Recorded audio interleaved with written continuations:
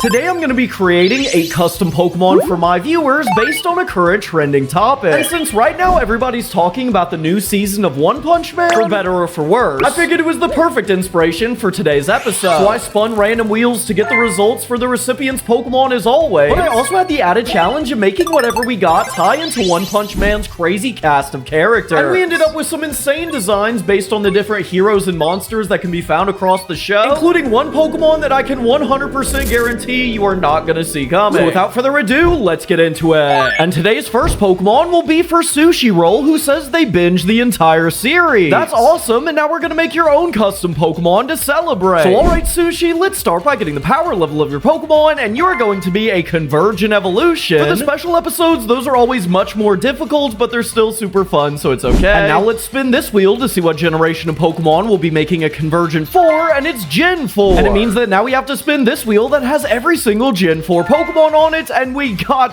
Porygon Z. That is definitely one of the strangest Pokemon we could have gotten in the entire Pokedex, so that's fun. And now let's see what new typing we'll be giving to this Convergent Porygon Z. Your first up is the Steel type. I could see that working. There's a lot of armored characters in One Punch Man, and Steel Fire type is like very cool type. And last step, before we see which Pokemon looks like, let's see if it has an X Factor, and you do an additional form. This Pokemon is low-key stacked. The first stage of your Pokemon is Porygon, the cyborg Pokemon. I know it's a bit odd because it's Porygon, but Fire Steel typing was way too perfect for a Genos-inspired Pokemon, so I had to go with that. And just like Genos, this Pokemon is said to have been built by a great scientist and was used to guard their laboratory. And when exposed to an upgrade, it'll evolve into Porygen 2, which is based on the upgrade that Genos got before he fought Garo. And just like this form, Porygen 2 is able to fire its rocket-like appendages at lightning speed before commanding them back and reattaching them to its body, making it a truly unpredictable fighter that can hit you from any direction. And when exposed to a dubious disc, it would evolve into Porygen Z. Now sporting the arm cannons that Genos used in his fight against Saitama, this Pokemon is able to fire blasts of heat so large that if you lined up 10 Caparaja in a row, then it would burn a hole straight through them. However, that's nothing compared to the power of its additional form, which is actually achieved through a signature move called 10-Second Strike, a move that deals a solid 80 fire type damage, but it has the added effect that it transforms Porygen Z into its 10-second form. Now, based on the powerful temporary form that Genos used in his fight with the Elder Centipede, this form significantly raises Porygen's offensive output by setting its special attack stat to 200. However, just like the name implies, this form is temporary, because 2 turns after using 10-second strike, Porygen will faint whether it's still on the field or if it's switched out, making this move a true last resort. In terms of stats, regular Porygen has very solid speed and special attack, but its defenses are mid. And for the shiny, I went with this dark gray color as a reference to this form of Genos. And today's second Pokemon will be for Dino Burger. You didn't miss the episode, and I didn't miss your comment. So alright, Dino, let's start by getting the power level of your Pokemon, and you're going to be regular. Nothing wrong with that. And now let's see how many times your Pokemon can evolve, and you are going to get 2, which makes you a full 3-stage evolution line. And now let's see what typing your Pokemon's going to be. Your first up is going to be the fighting type. That is amazing. There's obviously a lot of fighters in One Punch Man, including Saitama. And fighting water type is pretty interesting. And the last step, before we see which Pokemon looks like, let's see if it has an X Factor, and none this time. The first stage of your Pokemon is Psyshrimp, the Egghead Pokemon. If you couldn't tell by its shiny melon, this Pokemon is based on the One Punch Man himself, Saitama. But more specifically, its comical face is based on when in the show, Saitama will just randomly be drawn in a super simple way, which is actually a reference to the original One Punch Man webcomic. And at level 12, it would evolve into Brino. Upon evolution, this Pokemon's body has become much stronger, allowing it to produce shockingly powerful physical attacks despite the fact that it's only a middle stage. However, it appears that its face didn't get the memo because it looks just as unassuming as before. But that's okay because Brinold actually adapted its goofy appearance into a very unique hunting method, as it's known to lure in foes with its unintimidating facial expression before obliterating them in a single strike once they get close. And upon reaching level 38, it would evolve into Unprunch. Now, having ditched its silly expression, Unprunch is now based on Saitama when he gets serious, and his face becomes more detailed. But it's also based on a Pistol Shrimp, which is actually the perfect inspiration for a Saitama Pokemon because just like Saitama, the Pistol Shrimp is known for punching at inconceivable speeds and instantly ending any prey it hits. In terms of stats, Unprunch has absolutely insane physical attack just like Saitama. However, unlike like Saitama, it's pretty slow. And for the shiny, I went with this red color for the body. But before we get into the next Pokemon, I have to tell you about today's video sponsor, Factor. Factor delivers fresh, never frozen, chef-made, and dietitian-approved meals straight to your doorstep. And they have a plan for you no matter what your eating goals may be. Now, I'm personally trying to enter my winter arc, so the high-protein options are best for me. But they have a ton of others like low-calorie, keto, high-fiber, and vegan. And one quick look at their website will show you the 100+ different options they have. Like, seriously, with Factor, you are never gonna get bored of what you're eating. And I just can't get over how easy and clean the meals are to make. Like, this meal took me 2 minutes to make and required 0 cleanup, which frankly is overpowered. Someone nerf Factor, please. But what I really couldn't believe, y'all, is just how good these meals taste. For this part of the video, I was gonna try all the meals and then highlight my favorites. And first, I had the Parmesan and garlic shredded beef, and I was like, okay, this is amazing. This is definitely gonna be my favorite. But then I had the Cajun spiced salmon and shrimp, and I was like, okay, never mind. This is my favorite. And this process continued for all 6 meals, and I don't even have a favorite, but what I can say for sure is Factor's meals taste really good. And you want to know the best part? If you go to factor75.com or click the link in my description, you can use the code POKEDEXFB50 to get 50% off your first Factor box and free breakfast for a year. 50% off your first box and free breakfast for a year. You heard that right. You have to go check it out, so make sure to click that link. Big thank you to Factor for sponsoring today's episode, but now let's get right back into it. And today's third Pokemon will be for Creature Kid. That is actually a really cool idea. I might have to steal that. But anyways, Creature, let's start by getting the power level of your Pokemon, and you are going to be a legendary Pokemon. That is absolutely amazing, especially with how many powerful characters are in One Punch Man. We can do basically anything. And legendary Pokemon usually don't evolve, but we do still spin this wheel where you have a very small chance to get some, but you didn't this time. And now let's see what typing your legendary Pokemon's going to be. Your first up is going to be the Cosmic type. That is amazing. A Cosmic type legendary is absolutely sick, and you're actually pure Cosmic because your second type was none. And the last step, before we see which Pokemon looks like, let's see what its X Factor is going to be, and it is a Mega Evolution, as if this Pokemon couldn't get any cooler. Your Pokemon is Borute, the last resort Pokemon. The pure Cosmic typing and the legendary status made this the perfect Pokemon to base off my favorite character in One Punch Man, which is the alien warlord Boros. And just like Boros, this Pokemon craves combat and uses its all-seeing eye to gaze across the universe, searching for Pokemon that appear strong enough to provide it with an entertaining challenge. And despite constantly engaging with the strongest fighters the galaxies have to offer, Boros always comes out on top. Because even when the foe seems impossible to defeat, Boros can always use its secret weapon. When exposed to Borite, it'll evolve into Mega Boros. Upon Mega Evolution, Boros channels every drop of cosmic energy available to it, causing its body to rip apart under the extreme pressure. Just like how when Boros powers up, it siphons years away from his lifespan. And while this does make Mega Boros strong enough to face off even the likes of the distant evil Cosmic Legendary, it comes at a steep price. As staying in this form for longer than a couple minutes will cause Borut's body to become irreparably damaged or even completely destroyed. In terms of stats, Borut has really good speed and insane offenses, but its HP is fairly low. And for the shiny, I went with this light blue color that low-key reminds me of Goja. And today's fourth Pokemon will be for Fiddlehead. Welcome back to the series. And alright, Fiddle, let's start by getting the power level of your Pokemon, and you are going to be regular. Nothing wrong with that. And now let's see how many times your Pokemon can evolve, and you are going to get 1, which makes you a classic 2-stage evolution line. And now let's see what typing your Pokemon's going to be. Your first up is going to be the normal type. That is less than exciting for most people, but I actually like the normal type. The normal dark type is pretty interesting. Nothing comes to mind right away, so that might be a little difficult. And the last step, before we see which Pokemon looks like, let's see if it has an X Factor, and you do a signature new mechanic. That could literally be anything. The first stage of your Pokemon is Puprind, the mysterious Pokemon. This cute little dog Pokemon is based on one of the strangest characters in One Punch Man, the S-Class hero Watchdog Man. Now, in the anime and in the manga, not much is known about Watchdog Man, like at all, which has led to the creation of a fan theory that Watchdog Man is actually a secret monster and will be a villain later in the story. And this is reflected in Puprind's design with a detail that you may have not even noticed. As if you look closely past its adorable face, you may see a second set of eyes looking at you from within. And at level 20, it would evolve into Feline. Upon evolution, the theme of this Pokemon becomes a lot more clear. As despite its appearance, this Pokemon is not a dog at all, but is instead a nefarious cat hiding inside of a makeshift suit, just like Watchdog Man. And Feline does this to take advantage of the puppy privilege that cute dogs get, allowing it to always have a place to stay and a warm meal to eat. And it's this doggy disguise that's reflected in its new mechanic, which is part of a signature ability called False Pause. An ability that's very similar to Mimikyu's Disguise ability, as it will prevent the first damage the user takes in battle. However, it also has the effect where after taking that hit, Felize will gain a 1-stage boost to its speed stat, and the opponent will gain a 1-stage boost to their physical and special attack, to reflect the fact that Felize can now move around much faster without its heavy disguise, and the opponent becoming enraged after realizing Felize's trickery, making it a potentially powerful but super risky Pokemon that will require an elite trainer to take full advantage of. In terms of stats, Felize is decently bulky with good offenses, and while its speed is low, it obviously gets much better when its ability is triggered, so it's okay. And for the shiny, I changed the dark fur to a more human skin tone looking color to match Watchdog Man. And today's 6th Pokemon will be for Swordtails. Thanks so much. And let's of course start by getting the power level of your Pokemon, and you're going to be another regular Pokemon, but there's still nothing wrong with that. And now let's see how many times your Pokemon can evolve, and you're going to get the Split Evolution. That is one of the rarest things you can get. That's amazing. And it means that now we'll have to spin this wheel to see how many Split Evolutions your Pokemon will have, and it's 3. And now let's see what typing the Split Evolution Pokemon's going to be. Your first up is the Fire type. That's the second Fire type this episode, but I'm not complaining. And Fire Flying. I don't think there's ever been a Flying type with a Split Evolution, so that's cool. And the last step, before we see which Pokemon looks like, let's see if it has an X Factor, and you do. Another signature new mechanic. They are really trying to challenge me today. The first stage of your Pokemon is Charcheep, the Charchick Pokemon. This baby Phoenix Pokemon is of course based on Phoenix Man, one of the most prominent members of the Monster Association. And obviously a Fire Flying type is perfect for a Phoenix, but what's really cool is Phoenix Man's special power, which makes for the perfect new mechanic. Manga spoilers ahead. So Phoenix Man has the ability that every time he passes away, he gets resurrected in a more powerful form. And this is reflected in Charcheep, as in order to evolve, it must faint in battle with its evolution depending on how you revive it. As Charcheep's revived at a Poké Center will evolve into Reserpet. Based on Phoenix Man's super powerful form that he gets after he's slain by Child Emperor, this Fire Ghost type is extremely evasive, as its strange body movements make it very hard to hit. And if Charcheep is revived by a revive item, it'll evolve into Foul Flame. Based on Phoenix Man's Falcon mode, this Fire Flying type is known for its extreme flying speed, as it races through the sky, leaving trails of fire in its way. And Charcheep's revived by a revival herb will evolve into Pyguin. Based on the funniest form of Phoenix Man, his Penguin mode, this Pokemon is known for its incredible counter-striking, as it uses its dense body to absorb attacks before retaliating with its flaming Ice Pick wings. In terms of stats, all 3 of the evolutions have similar base stat totals, but they focus on different things. As Reserpet focuses on offenses, Foul Flame focuses on speed, and Pyguin focuses on defenses. And for the shinies, I swapped their color palettes around, which turned out looking really cool. And today's 7th Pokemon will be for Microscott. Don't worry, your secret's safe with me. And of course, we'll start by getting the power level of your Pokemon, and you are going to be a God Pokemon. That is not supposed to happen. Like seriously, y'all, the chances of it landing on that are way less than 1%, and the last time we got God Pokemon, I used it as like an excuse to announce that I'm working on a fan-made Pokemon game. It was like this big epic thing. But this is a special One Punch Man themed episode, and I already made the Saitama Pokemon, which would be the obvious choice, so I have no idea what to do. I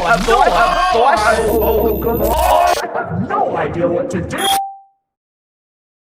You know nothing of power. I appear in the nightmares of the cosmic gods you cower from, for I do not corrupt reality, I consume it. I embody it. The warriors you praise for ending battles in a single blow, to me are but subtle inconveniences, failing desperately to stop my inevitable path. Your chronicles do not hold my name, for no script, not even those etched in the codex of creation, can grasp the breadth of my existence. The very fabric of reality shakes with the flaps of my wings. Your strongest pesticides formed against me shall falter, for know this well, mortal. I am the Fly.